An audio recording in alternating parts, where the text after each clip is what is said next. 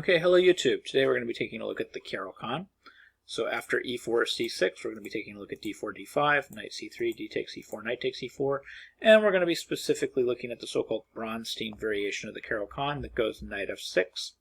And if you like content like this and you want to see more of it, please go ahead and click that subscribe button and click on your notification icon.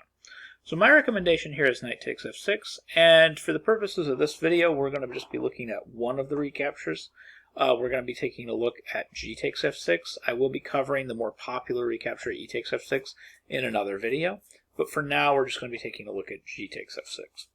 So my recommendation here is to play bishop to c4, bishop f5 is the normal move, and then I recommend to move bishop f4. I like moving both of these bishops out, and I do like very much developing this knight here to the f3 square. The reason I like doing it like this is for a lot of the variations that you're going to see right here. The main idea that black usually employs for his development strategy is to play something like e6, bishop d6, queen c7, and this is actually not a great development strategy in the gf6 Caro.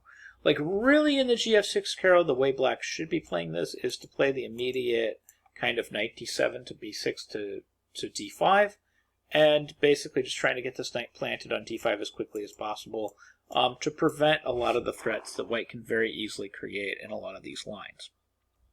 So like after e6, we should be playing knight f3, and here the absolute best move is something like knight d7, and then white should actually preempt the move knight b6 by retreating bishop b3, and then something like queen a5, c3, queen a6, queen d2, castles queenside, queen e3 is close to an equal position for both sides. So that's roundabouts equality, but let's see what happens if they do something else. So the move bishop d6 can get played, and then I recommend bishop back to g3, queen c7, and then we set up huge, buku, massive traps with the move queen to e2. So the main idea here is we are actually threatening knight h4, followed by bishop takes e6 on the spot.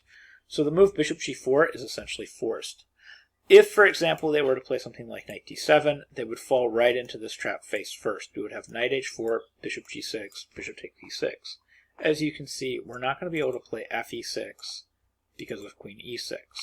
So for those of you that can calculate a little bit further ahead, it might look like after king d8, don't we have a counter threat? You do. But we also have a threat against your queen, and you're not going to get a chance to pull off the threat that you have against our queen.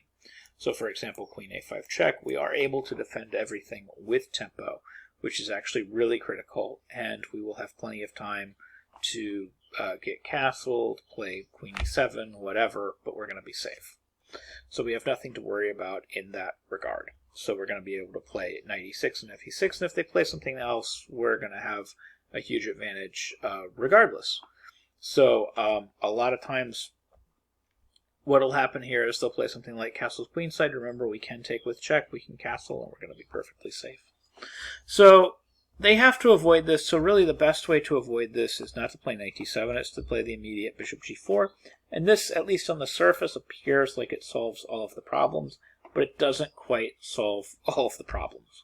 So what we're going to do is we're going to castle queenside, knight d7, and then here's the issue. The king is still pinned with the queen on e2, so we're able to do this really cool pawn thrust. We're able to play pawn to d5, and then after cd5 we take back with the bishop, and it looks like black is getting out of the woods here.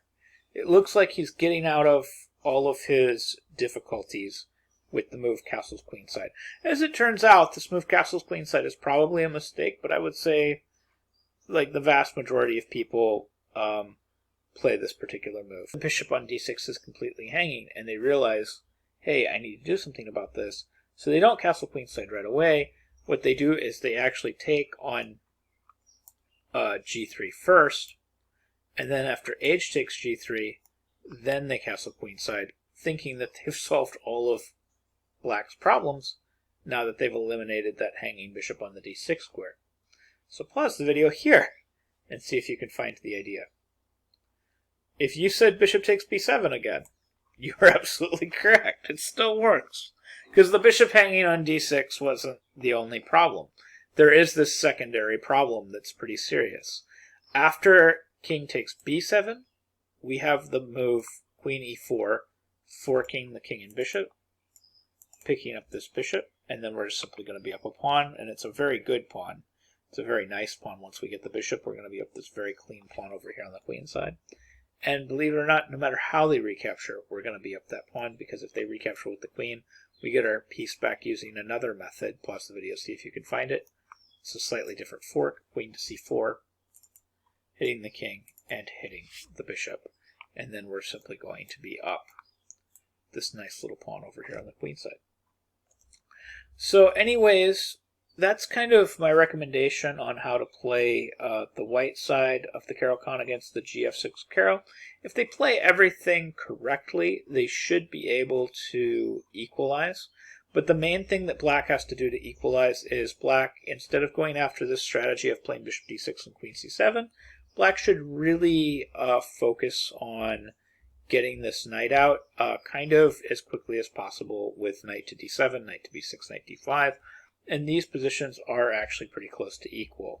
After knight d7, queen a5, queen a6, this is pretty close to equal, and it's actually a very difficult position for both sides to play. But white, I think I'll give white the edge here just because white has just a little bit more space and a little bit more to work with.